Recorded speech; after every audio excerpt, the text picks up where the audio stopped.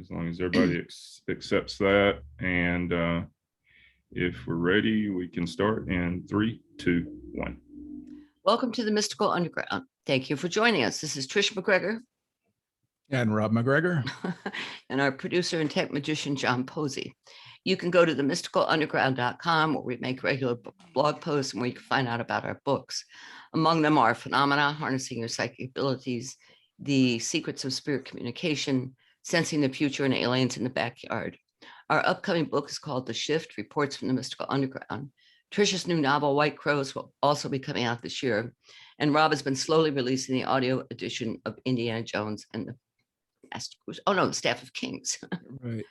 Our guest today is Preston Dennett, who has been with us a couple times before.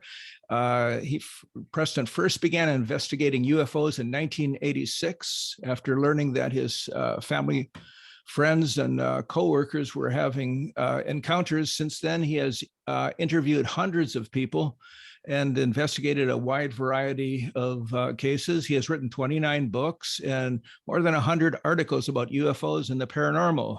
He is a frequent guest on radio and TV and speaks to audiences across the United States. He also has a YouTube channel. His latest book is SYMMETRY, a True UFO Adventure story. It features the incredible story of UFO alien contact by a Florida, now apparently a Georgia woman named Dolly Safran. We were hoping that Dolly would be with us today, but apparently she is ill and unable to attend. So we're going to be asking questions about Dolly's experience to Preston. Welcome. Documented it. Right. And let me just say a little bit about Dolly. She is she began working at a very young age, 13, 14 years old. She's worked as a limo driver, assistant manager at a Wendy's, a zookeeper, a bus driver, a security guard, an RN nurse, and more. She has also worked for the U.S. Department of the Treasury and the Department of Defense. And she has lifelong experiences with ETs, and that began around the age of 2, and they are ongoing. So I'll turn it over now to questions for our guest. Preston, I'd like to ask you your thoughts about Dolly's experiences. You've heard it all before. How does Dolly's experience compare with the other abductees that you've interviewed? And also, what kind of reaction are you getting to the book? What's interesting about Dolly's case is, pretty much, I don't want to say everything she's told me I've heard before, but a lot of it. But it's all been very much piecemeal. Yeah. Because I have interviewed a lot of, contactees. She doesn't like the word abductee because she does not feel that is a correct term for what she's experienced. She prefers the term contactee. Her experiences have been positive. But yeah, I've interviewed hundreds of people who've had this type of experience. So I've pretty much heard it all. I mean, but a lot of those people, their experiences are regained through hypnotic regression, but that's not the case with Dolly, isn't it? Correct. She has not used hypnotic regression. Wow, that's amazing. And, in fact, most of the people I've talked to haven't either. I've sort of steered away from regressive hypnosis, which I do believe absolutely works. But there is some controversy surrounding it involving, right, there is, yeah. false memory syndrome and so forth. But yeah, Dolly's case is different because she is a fully conscious contactee. She has no fear. She doesn't have missing time. So pretty much she requested that, right? Yes. Yeah, yes. I think that's really interesting. Yeah, I think that what she said I found interesting is until about the age of 14, she wasn't sure what was happening to her. She didn't know it related to aliens and UFOs. She knew something was happening to her. She thought it was strange dreams. But then what happened then? How did things flip at that point? Yeah, this is not unusual. People, as you may know, can live much of their lives without coming to the awareness that they're a contactee. Mhm. Certainly we saw that with Whitley Strieber Right. and lots of other experiencers. It's easy to deny, Right. to not think about, to explain away various experiences. And that's what Dolly was doing throughout her early life. Her experiences began very early. She remembered being lifted up out of her crib. At one time when she was just, I think, 2 years old, Yeah. she disappeared from the house, and they found her Wow. 6 miles away Wow. at the U Totem convenience store. And she was fine. There was no way she could have walked that far. Yeah. So they, put double locks on the doors, bought guard dogs, but she kept disappearing. Yeah. And as she grew up, she started to have very vivid nighttime experiences of being on another planet. And she knew these weren't normal dreams because they were very vivid, very consistent. They didn't have any of the phantasmagorical elements where Mhm. everything's transmogrifying in a dream. Yeah. Right. So this was going on, and she's trying to figure it out. She did see a UFO come swooping down. She had missing time when she was, I think that was around age 10 or so. Hmm. So this was going on, and she was quite confused about it. She did try talking about it and got a lot of strange looks. Yeah. I bet. And her mom was not happy about it because her mom was already freaking out That she over was the fact that- disappearing. Right. Yeah. Was her mom a contactee? Possibly, we're not sure. But They the said father was. her dad was. Absolutely, yeah. Her father, an airborne ranger in the Army, Yeah. did reveal that he was a contactee when Dolly had this major experience at age 14. So at this point, Dolly's trying to figure out what's going on. She's not fully connecting it. Being in the Army, she kind of knew what UFOs were. It had certainly been brought up here and there, but she just wasn't thinking, aliens or anything.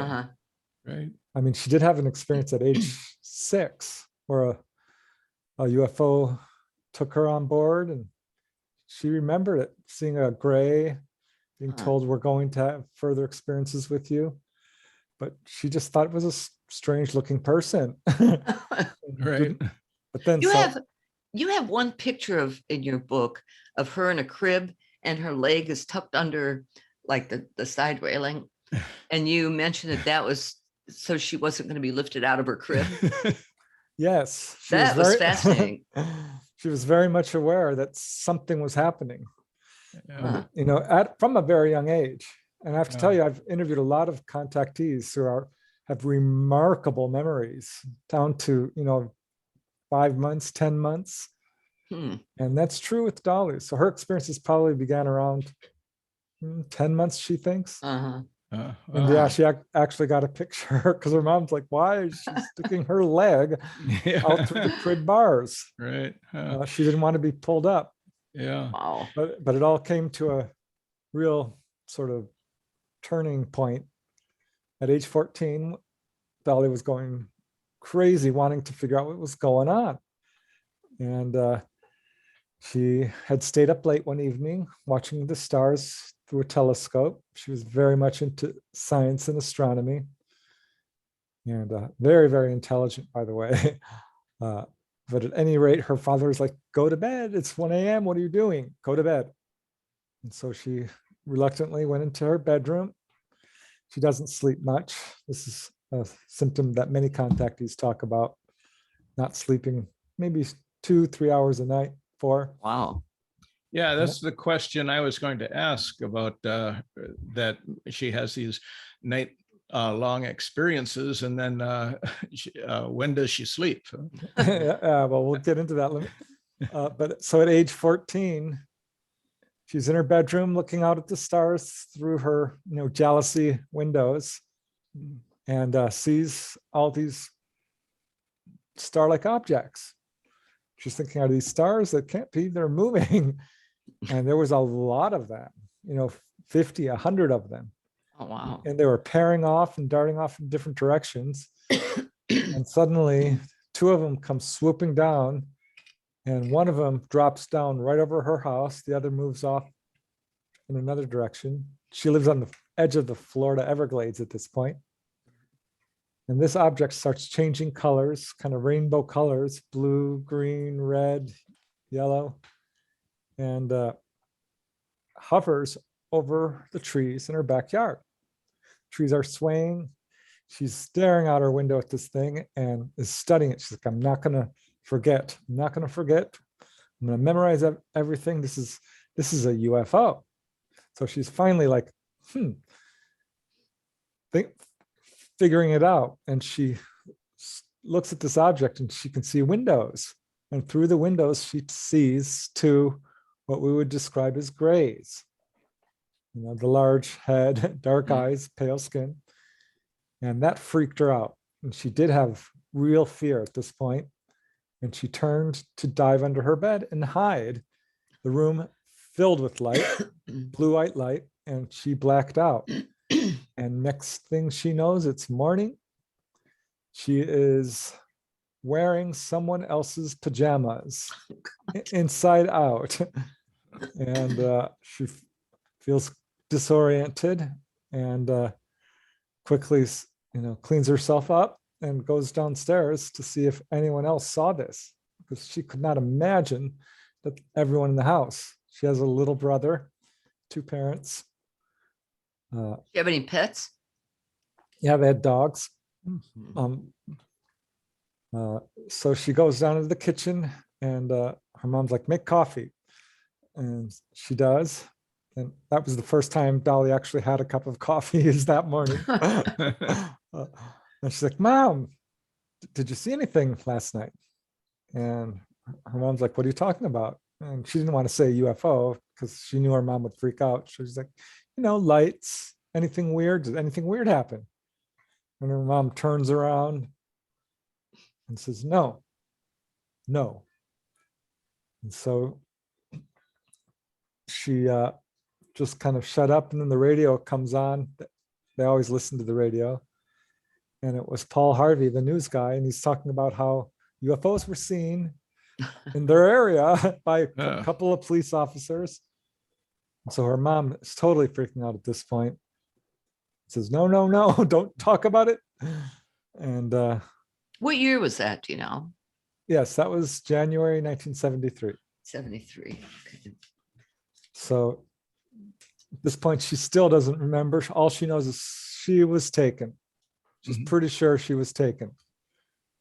And she walks out of the kitchen and there's her dad. And her dad's like, we'll talk about this later, but what I want you to do is go meditate. Go sit down and meditate. You need to think about this. I think it was clear in hindsight that he knew something was going on. And long story short, she did meditate and started to get snippets of memories of grays, of being on board, of being examined and so forth. And over the next couple of days, it all started pouring in. It actually happened at school when she had this massive headache. And the teacher's like, I want you to try a biofeedback device.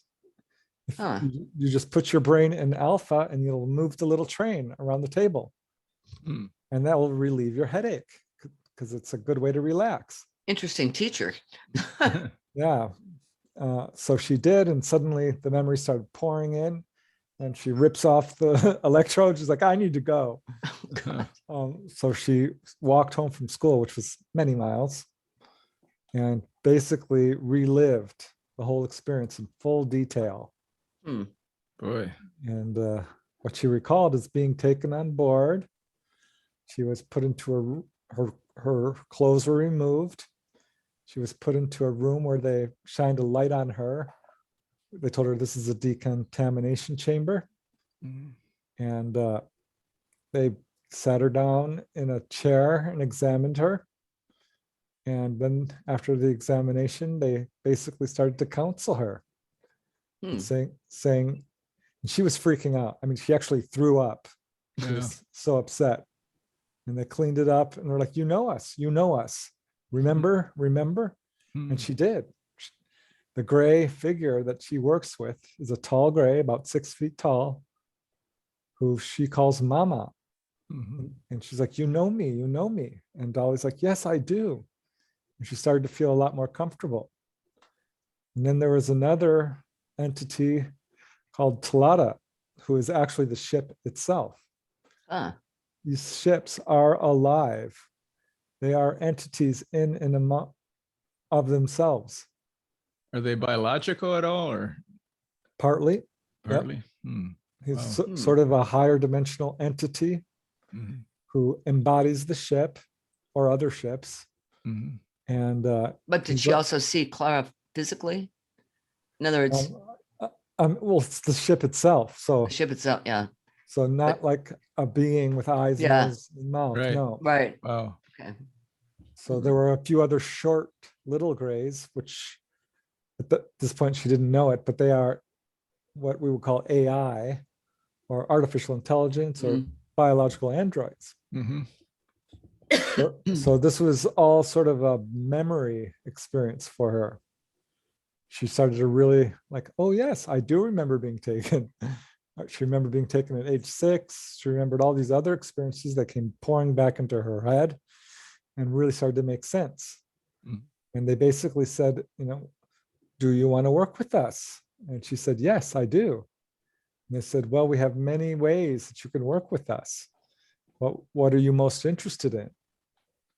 And Dolly, coming from, a military family, was very interested in airplanes and piloting, even from that age.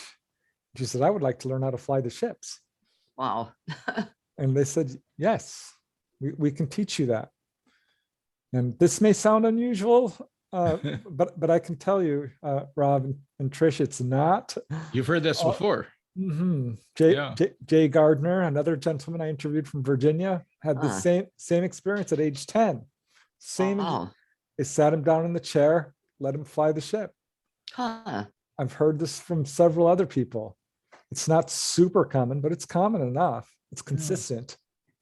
Hmm. Hmm. And they sat her in the ship, or in the, well, not the pilot seat itself, but next to it, and they flew her to the moon.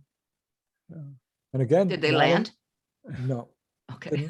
did not land. Uh-huh. And I know this sounds crazy, but again, this is something I've heard before. Huh. So I'm kind of glad I didn't meet Dolly too much sooner, because this would have been a lot for me to wrap my head around. Yeah. Because it's such an amazing story. Hmm. But this is what she described. It really is quite a story. How do you have any idea how the Greys, the ETs, pick certain people? I mean, I think the figures that she mentions in the book, or you mentioned in the book, is like, which is quite amazing, that 1 out of 50 people have had contact, which is incredible. God, it's a lot of people. But then there's 49 of us who haven't. But how do they, is there any rhyme or reason? Is it just random, or was it because her father was? well, it has to start somewhere. Yeah, I think we've got a pretty good handle on it.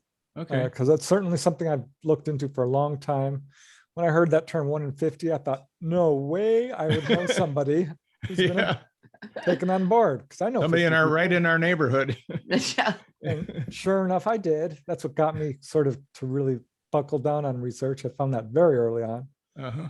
So yeah, it is a lot of people. And I think I started looking into like who, why not me? Why not this side of, and it's equally divided between men and women, Huh. 50-50. And it's not to do with race. I've interviewed people of every, well, I don't even like that term race, ancestry, I guess, Uh-huh. be more accurate. And it's not religion or political affiliation or anything like that. Nationality? Nope, not blood type. Okay. So I was a little bit confused. The only real pattern we knew right off the bat was already firmly established by the time I was gotten to this field. Well, fairly well established, was that it does track families. Right. Yeah. So it appears that ETs are very interested in perpetuating certain genetic lines. Hmm. And that is absolutely true in Dolly's case. And I would say with at least 50%, 60, perhaps more of the people I've interviewed. But not all of them. I've had some one-offs. Another very strong pattern I've noticed is that people who are having these extensive encounters are profoundly psychic, have really strong psychic abilities, whether it's astral travel or past life recall or healing or precognition or all of these things, mediumship. This is a very strong, it's more the rule than the exception. Is that because they're more able to communicate with the ETs? Not Since quite, it's telepathic? I mean, everything is telepathic, right? They're not speaking verbally.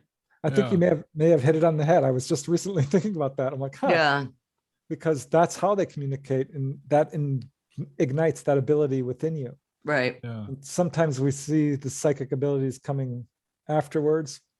Sometimes it's before. In either case, you do get a strong psychic awakening as a result of encounters. I bet. But that's absolutely a pattern. And another pattern I found was that people, I kept finding a lot of social workers. I started asking them, That's weird. What do you do for a living? Oh, I'm a social worker. Oh, that's wonderful. And I'm a social worker. I'm like, Betty and Barney Hill were social workers. Exactly. Yeah. And I started thinking about this. I'm like, well, I need to ask this question more often because, when you do interviews, it's difficult to dig into the person's personal life. But I want to figure out the answer. So I started asking, what do you do for a living? And often would get that answer or something along the lines of environmentalist, doctors, nurses, teachers. Writers like Whitley. Writers. I haven't heard too much about politicians, though.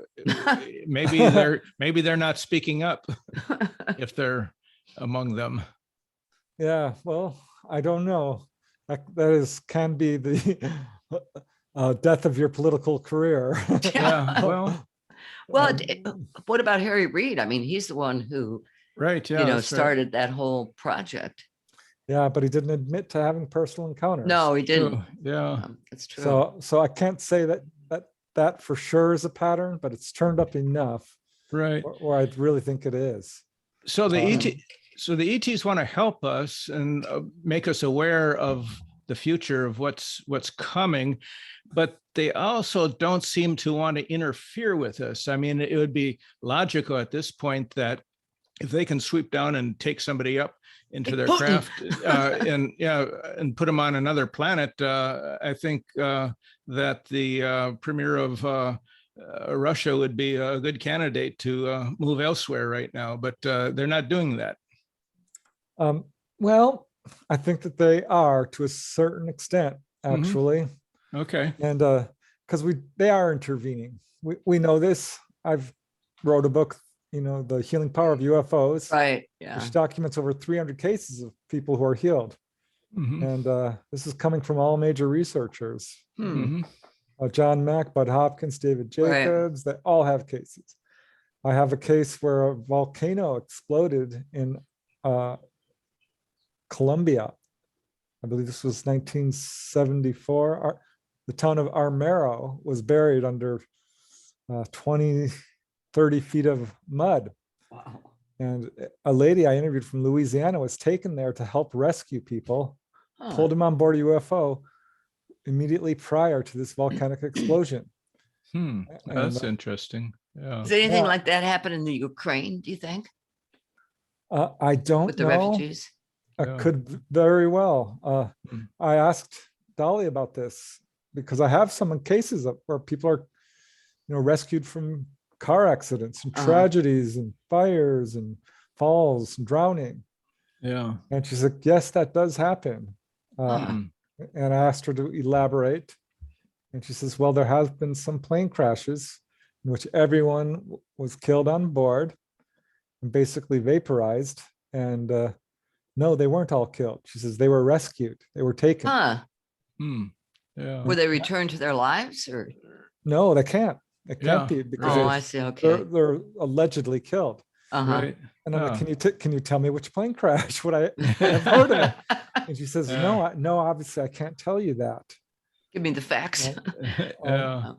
Which, I can understand, but we do have a phenomena of missing people on this planet.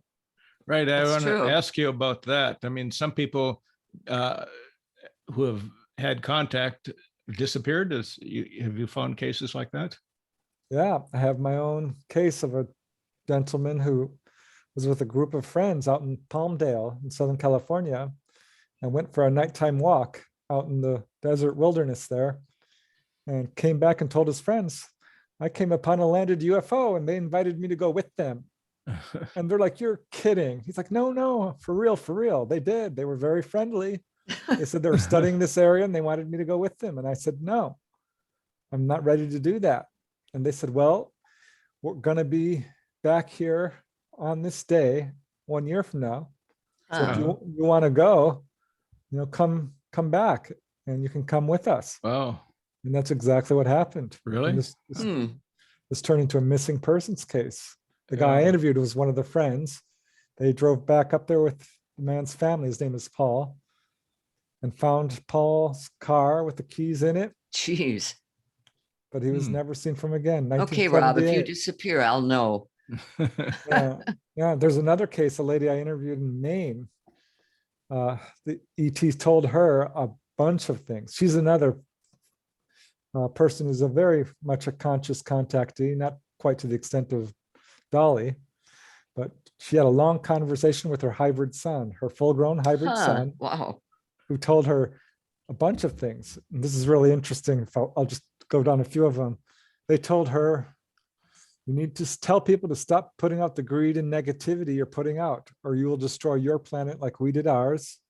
They told her we've been upgrading human genetics for millennia, including dogs and cats, specifically to upgrade their emotional intelligence so they can relate better to humans. They told her who you thought were angels. Many times that was us. They told her Hurricane Katrina was nothing compared to what's coming up. Wow. And they told her people should go missing from this planet. It's being done by us for the universal good. So yes, people are being scooped up, and I think that's a distinct possibility, particularly if we have what Dolly believes will happen, is an existential crisis, a mass CME, coronal mass ejection, micro nova, which will knock out all the electronics on our planet. So we go back to the Stone Age. Yes, precisely. Did she give any time frame? Within our generation. Oh, really? Yeah. So it's very difficult to give exact numbers on this, but she thinks sooner rather than later. He froze. John, Preston froze. John, Actually, you guys froze. I see Preston's fine on my end. So. Oh, really? Okay. Yeah, and so Rob, you're back. Yeah. But now it's just Trish. Okay. That's frozen. Interconnect. Oh, there we go. Okay. We're back. Yeah, it wasn't Preston, it was us, Trish. Oh, okay. Sorry, Preston. Yeah, but to wrap that up, this is something I've heard from many contactees. It's the number one message, that we are destroying our planet, that we are facing some very heavy duty environmental issues. And this is what they tell all contactees. I mean, this is what they told the kids in Rua, Zimbabwe at the Ariel Elementary School. Right. Stop chopping down the forests. You're destroying your planet. Yeah. Boy. But okay, so couldn't they take away the politicians who enable this kind of stuff? They could, but they won't. They won't. Because we are autonomous beings with free will who absolutely have the duty to learn on our own. They do intervene, but only to a certain extent, because they're not going to rob us of our karma, of our free will to learn the lessons we need to learn. Mhm. This is why some people are healed and others aren't. Right. Yeah. That makes sense. This comes up in a lot of these types of cases. They're like, why didn't you heal me of this? I said, well, that's karmic. This is a lesson you chose, and we're not going to rob you of the lesson you need to learn. That's like Deborah. Remember they Right. told her that? Yeah. Yeah. So this is why I think, and yeah, a couple from Arizona, they were taken on board and they asked flat out, why don't you come and, basically take over? And they're like, we can't do that. It's up to you. We can help to a certain degree. We're helping those who help others, but it's up to you to solve your own problems. Yeah. And so I think that they might, if it comes down to it, this is what Dolly believes will happen, that they will scoop people off this planet if it reaches a point where Oh, really? we can't survive here any longer. Yeah. And It's Wait, let him interesting. finish. Okay, Let him go ahead. finish. Go ahead, Preston. and she also said that they have intervened in a few nuclear events as well. Oh, really? Huh. Okay, So which would have ended badly if not for them. right. Of course, if they've interviewed, we wouldn't necessarily know if they've intervened in certain situations. So that's Well, our interesting. governments are not going to tell us. Right. Yeah. Which, shame on them. They know this is real. Yeah. And I'm really disappointed. And I hate to have to say this, but our own governments, or perhaps not even governments, but the one percenters, the military industrial complex, the highest levels of the military, the Pentagon, have really bungled the UFO situation, have allowed greed and the hunger for power and corruption and fear to guide their actions. They've bungled it since the beginning, not since Roswell or long before then. Yeah, I'm really disappointed because here they are calling witnesses hoaxers. You're hallucinating, you're misperceiving, when they know full well 100% this is real. They've got the craft, they've got the bodies, they know. And they're also heavily involved in surveillance of people who have had experiences, as Dolly's case. We had a on our blog, we did a 9-part series of a man from Montreal, outside of Montreal, and the number of agencies that went on the blog and looked at it. One even Canadian Royal Mounted Police or something. Yeah, were there for 8 hours. Spent 8 hours. So that was like an assignment. So, they seem to be watching and trying to figure it out. Yep, I've heard that from many contactees. One lady I interviewed had her hypnosis tape stolen. Really? Jeez. Not her stereo, not her TV, but her hypnosis tape. Yeah. Another man in upstate New York had his contact. He wrote, I always tell people, write down everything that happened to you. Yeah. That's what someone broke into his house and stole his contact notes. And Dolly's constantly surveilled. I watched it happen. We went to a UFO con last year in Laughlin and rented a little Airbnb.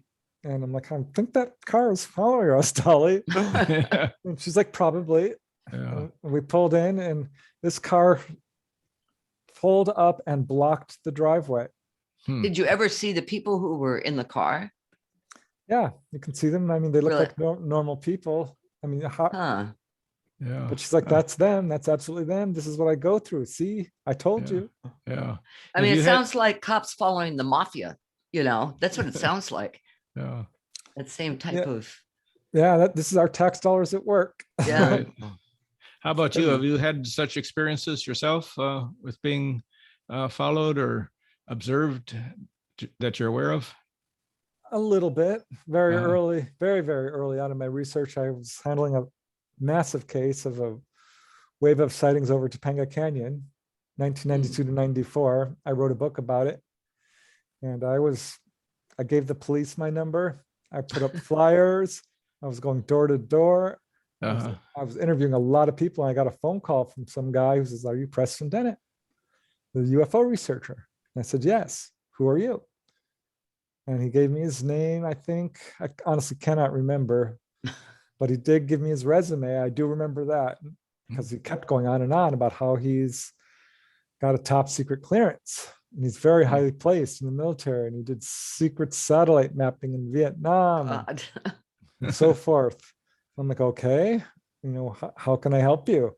And he says, you should stop doing UFO research. It's Huh. It's- Wow. Wow. what you're doing is dangerous. Hmm. I'm like, For oh. who? I'm like, it is. Huh? Okay. Why? He says, it's not what you think it is. I said, well, what is it? He says, you're barking up the wrong tree. I'm The hell like, does that "Well," mean? that was kind of my thought too. I Yeah. didn't verbalize it because I'm just trying to figure out what is this guy trying. I started to realize at this point that he was like, you don't know what you're doing. This is dangerous. And finally, he's like, well, there's no pay dirt in it anyway. Hmm. And I recognize that phrase as, techniques of persuasion. Uh-huh. It's kind of going down. I had just taken a college course of techniques in persuasion. Huh. Hmm. And there's various, ways you just try to convince people. Yeah. And he Wow. was doing, textbook. And that's when I realized, oh, this guy has got no interest in sharing Right. information. He's just trying to Right. pull me off investigating. So Yeah. there was that. And it didn't work, obviously. No, I was flattered actually. I'm like, wow. Yeah. So I want to ask or talk a little bit about some of her experiences, Dolly's experiences on board, because they are so dramatic and About when she went to the fascinating. other planet, to the Yeah. learning planet. Yeah, can you talk a little bit about that? Because there seems to be in the book a lot about her education, Yes. of a human. Yes. Now this did start very early on, but as she woke up at age 14, she was able to realize much more consciously, and it continued. She would be taken to a planet that she calls the tree planet or the learning center, which is a very large planet, but it has a lesser gravity, maybe a half of Earth, considerably less, to the point where you can jump 20, 30 feet in the air, Wow. which freaked the ETs out when she started jumping up and bouncing all around. They're like, no, stop doing that. But she says it's absolutely lush and verdant and has unbelievable amounts of life to it, to the Huh. point where it makes Earth look like a dead planet. Oh, And she says this is where the Greys sort of come to teach all different types of people across the universe. And they took her and a group of other children, all females. The boys were taught separately. And they took her up this massive, massive tree, which is as high as a skyscraper, she says. Enormous trees. mm-hmm. And they had a little sort of portico or tree house, if you will, built up fairly high up in the tree. And there were chairs and tables, and there were Jeez. 3 Greys who would teach them. And initially, particularly when she was young, it was about morals and ethics and right and wrong. Huh. But as she grew older, it became more geared towards science and astronomy and physics and biology and history Mm-hmm. and these sort of things. There was History of the universe, history of that planet, or what? History of the Earth? Earth. all of it. Yep. Mm-hmm. What they would do is whenever you ask a question, the whole lesson would be shifted towards a person's interests. Huh. So school was very much different than it is here, which is very rigid and Right. structured. There, it's like, what do you want to know? And so it's individualized as well. Yes, to a certain extent, because each person would bring up a point and then they'd all talk about it. Right. Hmm. And there was bathrooms. They would, there's food and drink. And she thought of them as people like us, but just slightly different looking. Mm-hmm. Huh. She never really thought of them as aliens, and even to this day doesn't. Yeah. And she was so well educated by grade school, that grade school on Earth became a real problem because I she was bet. absolutely out of her mind with boredom. Yeah, I bet. High school too, right? Yep. In fact, she was dismissed from pretty much all of her classes and allowed to go to the library, Huh. Wow. which she Hmm. basically read every book in the library. Yeah. Because they just couldn't teach her. She already knew it all. And, Huh. and they would challenge her like, oh, you don't know this. And she's like, ask me. And they're like, Wow. go to the library.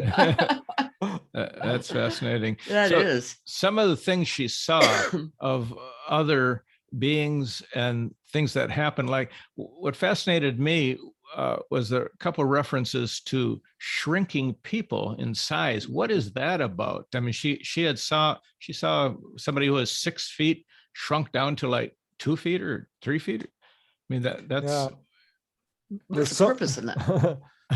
Yeah, this is really interesting because there's so much Dolly hasn't told me, Mhm. and I did not know about this. And we were fairly, I thought, done with the interviews, and it was she was not the easiest person to interview because she would often gloss over details and be like, "Yeah, I went to this other planet." And I'm like, "Wait, stop, back up, Yeah. describe this." And she says, "Oh, I'm sorry, I've been trained my whole life not to talk about this." Right.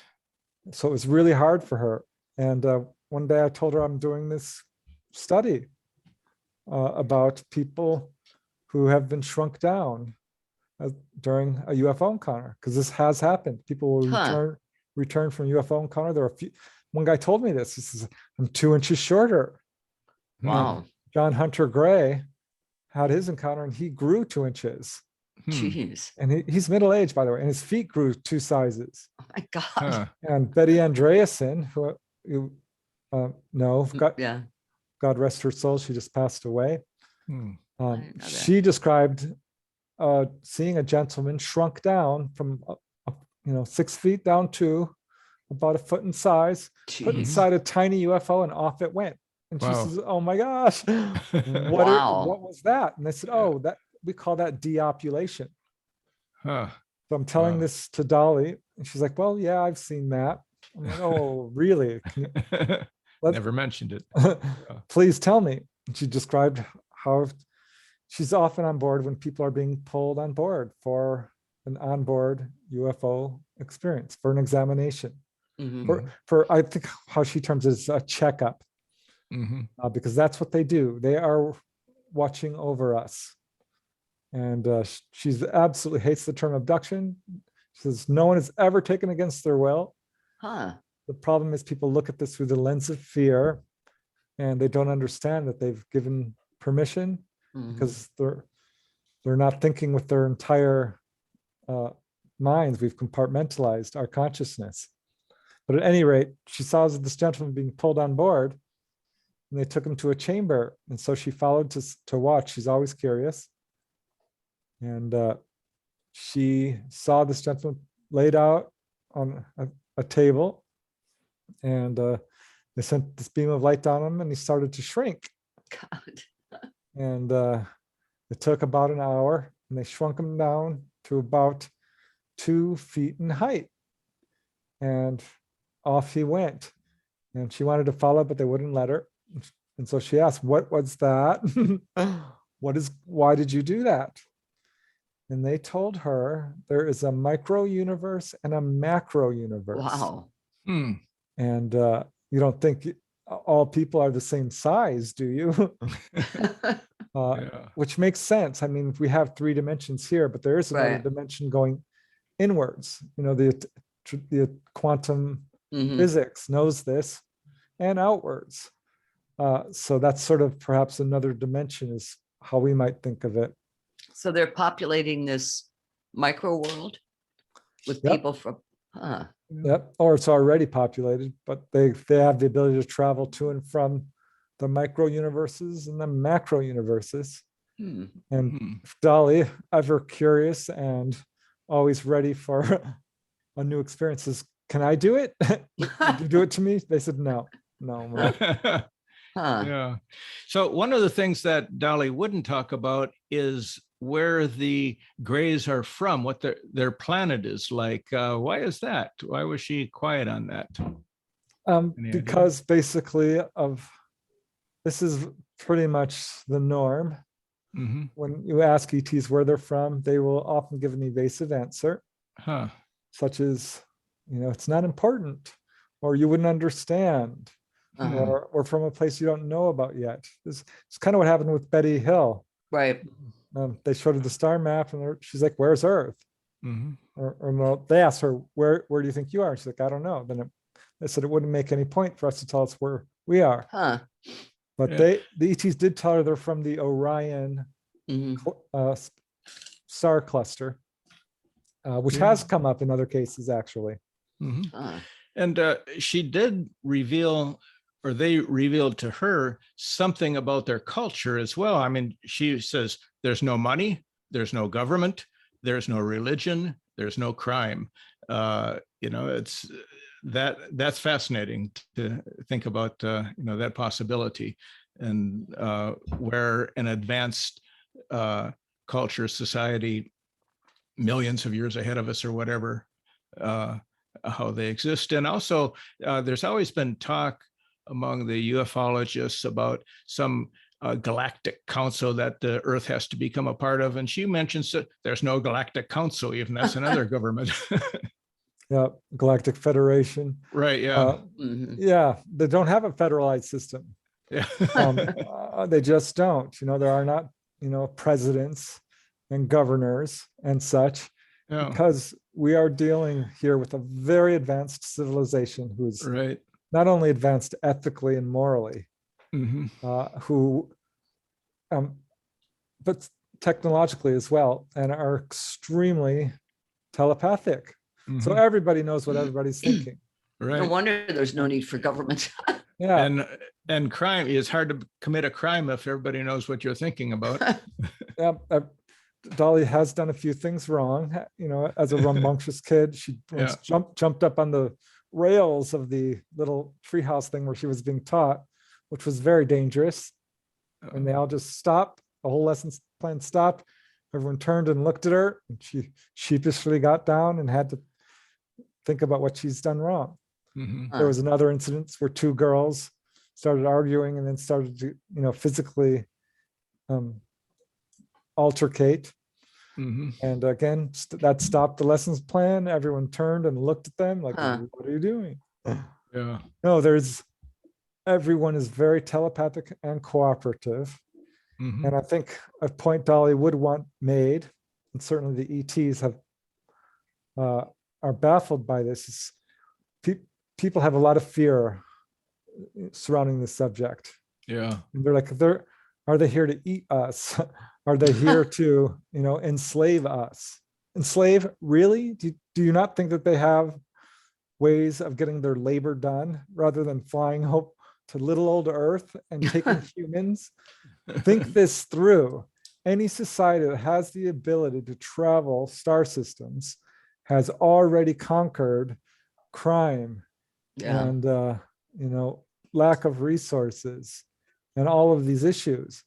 They are not here to hurt us in any way. Right. And this is a conclusion I reached long before I met Dolly, because I came into this field horrified. Like, people are being abducted against their will. They're being subjected to horrific experiments. This is what I thought. And I kind of bought into the government alien threat narrative, which is being put forth, but it's false. It's not warranted. It's not supported by actual evidence.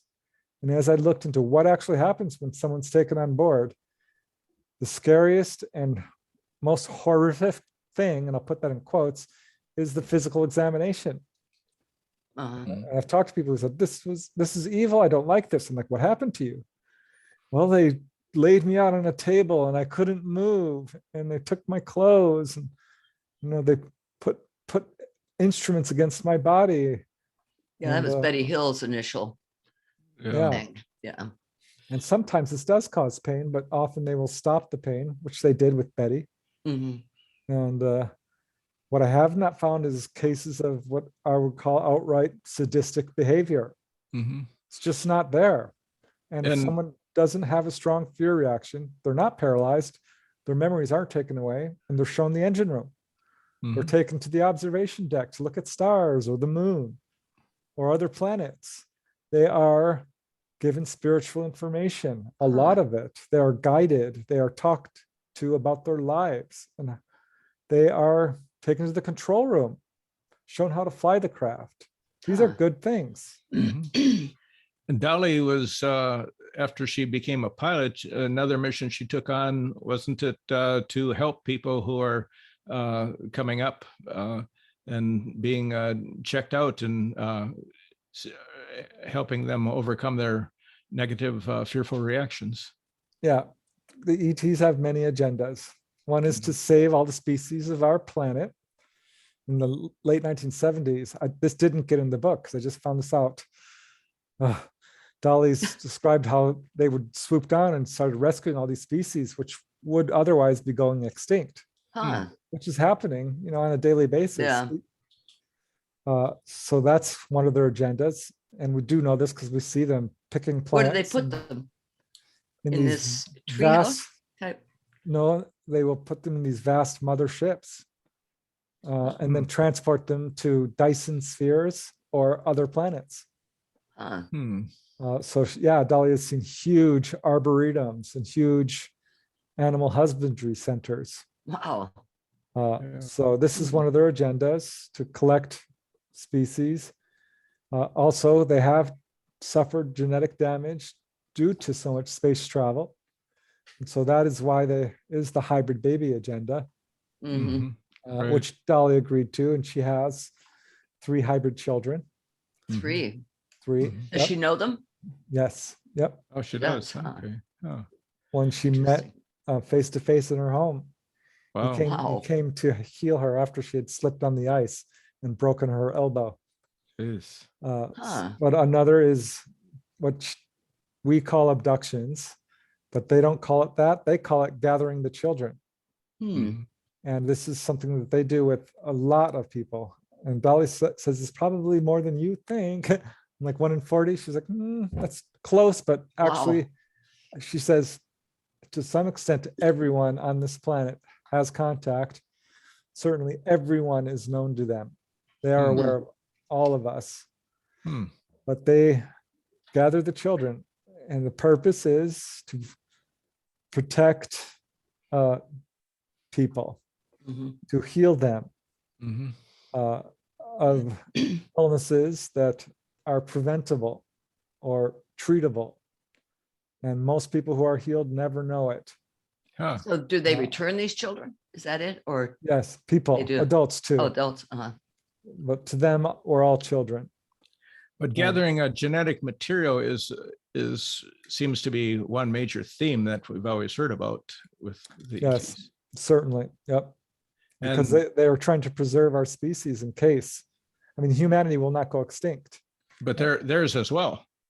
I mean, correct. They can't reproduce, she says, because they've been in space so long, and they have incredible length of life as well. Sometimes she said over 1,000 years.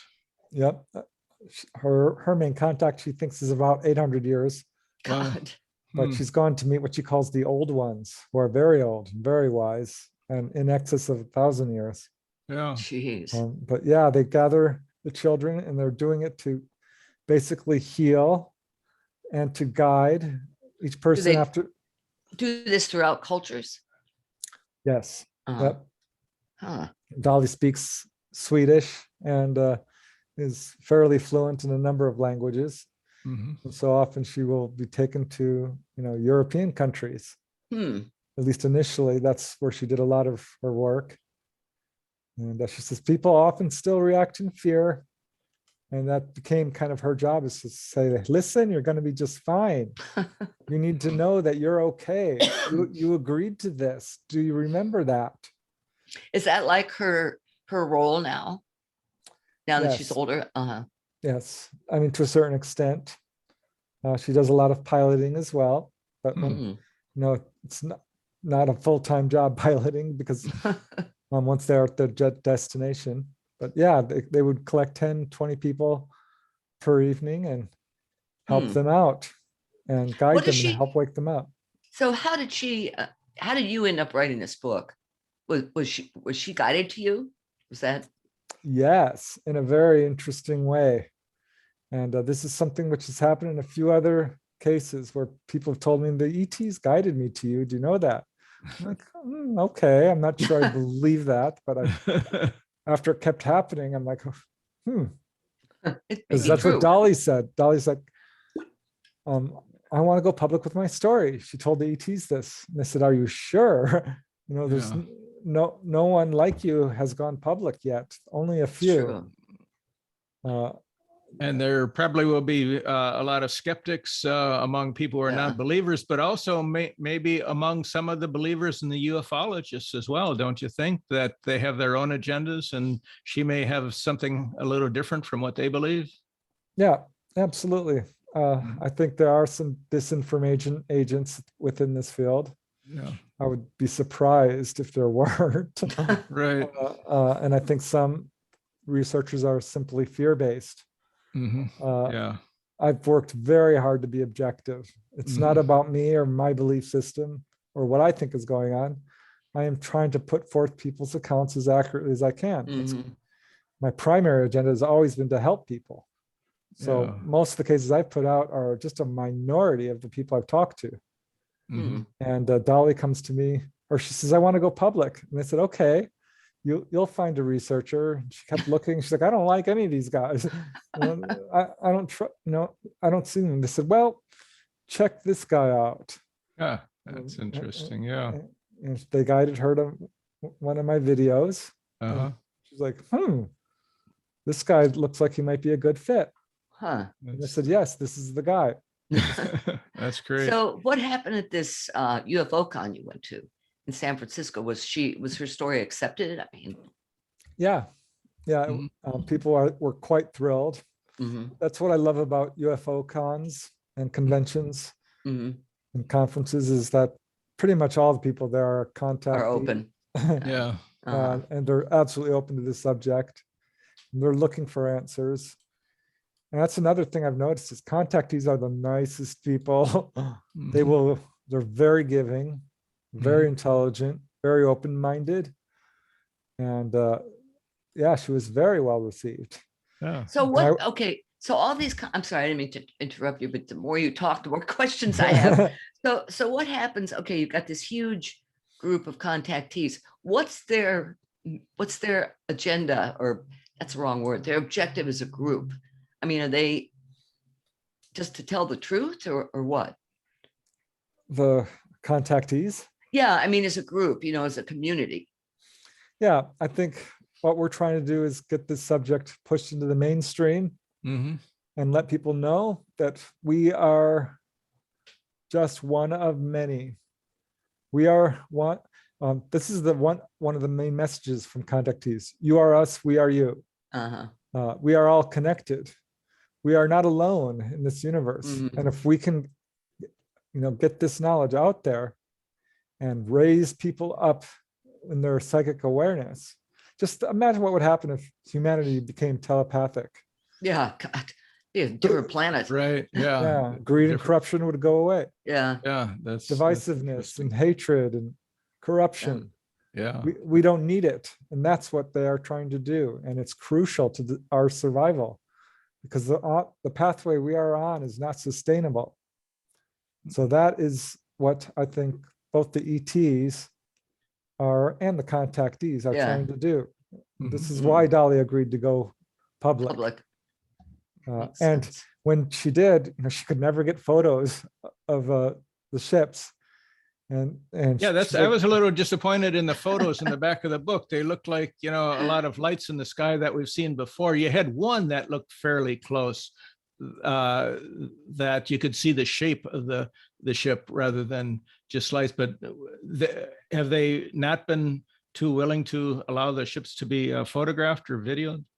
They're very reluctant about this, but they did allow her to take moving film. And what you saw was taken from moving film, which is much more impressive. Yeah. And Dolly has been involved in certain incidents where they do put on publicity displays. Yeah. Oh, really? like over CE5 groups. Huh. And she swoops down and shows off the craft for the people on the ground.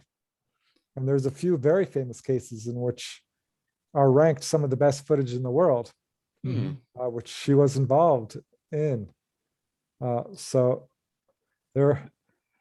The convention last year, didn't they appear then in, was it Nevada in Lafayette? Yes, they did. And I saw them. And Mhm.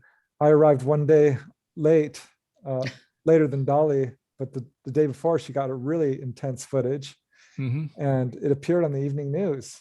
Oh, Wow. really? Wow. Yep, That's sure interesting. did. And I watched that, so that was cool. And I saw the UFOs that night. And again, they were just anomalous lights. But it's really not about convincing skeptics, because skeptics are Right. not going to be convinced. Yeah. That's true. And some of them are not skeptics, really, they're debunkers. Mhm. Mhm. So it's not really useful to try to convince someone who's just going A to put debunker. forth, right. So And what about government sources? Are they going to reveal anything, do you think? I think they have to. Mhm. I think that's what's pushing disclosure right now, is that if they do not disclose, people are just going to laugh in their faces and they will lose all credibility and all control of this subject. Mhm. So it's to their benefit to disclose, and that's why we're seeing it. It's Yeah. not to help the people. They don't have a good record of that. Mhm. Well, with social media and the internet these days, I mean, they're not going to be able to keep the lid on this. No, they're sure not, and they haven't You been able know? to. Yeah. And the cover-up has been a complete disaster. Right. Most people believe in UFOs. Even more believe our government is covering it up. Mhm. Yeah. It's clear they are. It's demonstrable. It's not speculation. Yeah. We can prove this through documents released from the Freedom of Information Act. Mhm. They are lying, and we know it, and they Right. know we know. Yeah. So That's- that can't go on. I don't think we should look to them for answers. They're not going to be forthcoming fully. They still haven't talked about the Phoenix Lights as being real. Right. They're Right. still calling Roswell a balloon. Oh, God. And trying to make fun of the whole subject still to Yep. some extent. Not as much as, in decades earlier, I think, but still. John, do you have any questions? Hello, John. Earth to John. Yeah, I'm here. Okay. No, it's well, and I had that one experience Right. in Arizona. Arizona, yeah, Mesa. So yeah, it's with everybody carrying around a phone or a camera in their pocket Exactly. with their phone these days. Yeah, it's just a matter of time before it becomes just common knowledge, I think. So. I think so. Yeah. Yeah. It's already all over the internet. It's just Yeah. so flooded with CGI and fakery that it's. Yeah, there's so much of the fake stuff. out Preston, there. have you met this mama that she talks about? No, I haven't, but I am having some pretty vivid dreams. I'll put that in quote Yeah. of onboard UFO experiences. Huh. And I did see a 10-foot, well, maybe 8 feet tall figure, very thin, in a jumpsuit. Uh-huh. And Yeah. I've had some very intense UFO sightings. Hmm. I'm very close up. I did have missing time I Uh-huh. did. with one of these. So on some level, it's taken me years to admit this. But yeah, seriously, because I don't know why it took me so long, but I think on some level, yeah, I'm to some degree a contactee. Yeah. One time a few years ago on Earth Day, I was on a hike in the woods with a group of people, and suddenly there was a praying mantis on my shoulder. I thought, that is the weirdest creature. And then I thought, supposedly there are intelligent ones that are like 8 feet tall. I couldn't imagine what they would look like, but Dahlia said she saw one, right? That's right. Yeah, this is not unusual for contactees to see a wide variety of ETs. And that's absolutely true with Dolly. She's seen a praying mantis. She A communicated with it. cat people too. Yep. Yeah, the cat person that was. I haven't heard that a whole lot, but I Yeah. have a few times. Dog people, Huh. Sure that- winged aliens, tall blue skin, Right. short little bluish troll-like creatures. Uh-huh. Yeah. She's seen quite a few. I mean, they've taken her to see them. Huh. Yeah. So yeah, and this is happening to a lot of people. And Dolly's really hoping some of them have the courage to come forth. That's I've heard good. some people talking about their experiences on Facebook, and I can see they're fully conscious contactees because their stories are very detailed. Yeah. Then when I try to track them down, they're like, no, I'm not ready to talk yet. And celebrities, how about those? There's some celebrity contactees, you think? Yes, I asked Dolly about this, and she said, oh yeah, she's been on board when the ETs have pulled on very high profile people in What about all the musician? No, yeah, from years ago. Yeah. yeah Jimi Hendrix. I mean, really. yeah she did not recognize him. Well, she kind of did, but she was a little girl. Yeah. Said, hey, that guy's on TV. And later realized it was Jimi Hendrix she had seen, Yeah. which was fascinating because Jimi Hendrix is a well-known contactee Yeah. who has had UFO sightings and had a face-to-face encounter with ETs. Right. And she's seen other high-profile, politicians, musicians, actors, you name it. She wouldn't name them, but she's hoping that at some point they will come forward. Yeah. But yeah, that doesn't surprise me a bit because they're contacting all different kinds of people. Yeah. They once contacted someone right before he was put to death on death row Oh. Wow. to counsel him about the last day of his life. Uh-huh. Huh. They're very loving people. She says the narrative that's put forth is so false, it breaks her heart because they're being portrayed absolutely inaccurately. Yeah, it's monsters, basically. And I kind of cornered her on this because people do have a very strong fear reaction. She said, yes, that's true. People are terrified. And that is often what happens when someone's taken on board. And this is what I see. I've interviewed a lot of people. People will often stop there and that's it. They don't want to talk anymore. They don't want to know anything. Yeah. It's too scary. We're done with this. This is evil. But those who face their fear and continue to sort of pursue their contacts turn around and feel like this is 100% positive. And this is not just me saying this. This is exactly what Barbara Lamb found out. A lot of researchers, John Mack, Dolores Cannon. I asked Dolly, are there not any evil ETs out there? I mean, there's got to be. She's like, well, I haven't run into them, she says. But yes, of course there are. It's a wide universe. Chris, I have a question. This is something that happened to me during a seminar I went to where it was an alternate method of healing. And everybody in this auditorium was supposed to pick a partner. And you lay down, one of you lay on this, stretch out on a, like a stretcher. And the stranger does these interesting healing hand motions over you. What happened to me, I didn't even know this woman, okay, who did it to me. All of a sudden, my top of my head blew off and a beam of light shot through the ceiling. And at the top, way up in the sky, there were 3 alien beings clustered there watching all this. And I had another experience with them during a hurricane when it just went on and on. And I think it was like in 2005. I finally laid down in bed because Megan and Rob were asleep. I thought, okay, I'm just going to shut my eyes. And they were back. And as soon as I saw them, I went to sleep, woke up the next morning and the hurricane had moved on. So what do I do with that kind of experience? I mean, there was nothing mean about it. It was all benevolent, Yeah, treasure it. And I do. I just like them to come back. Yeah, and I've heard many similar. I had that, well, not quite to the extent you did, but many contactees come back with healing abilities, very much like Reiki or hands-on healing.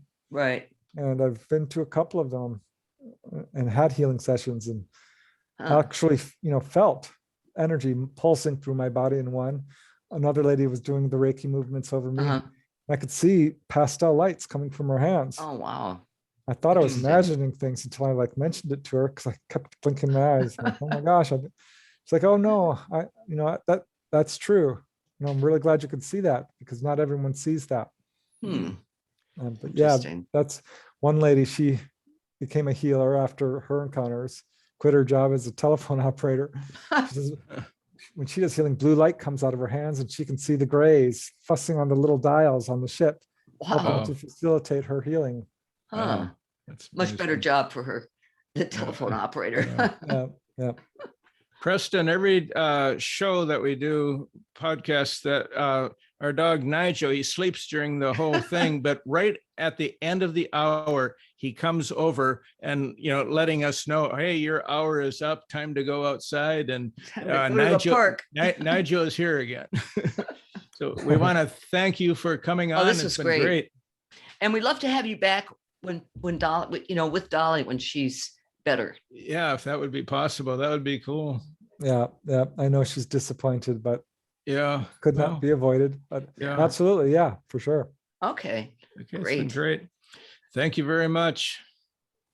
My pleasure. Take care. Thank Have a good day. you. Thank you. I will. You too. Okay. Yeah. Take Bye care. now. Bye.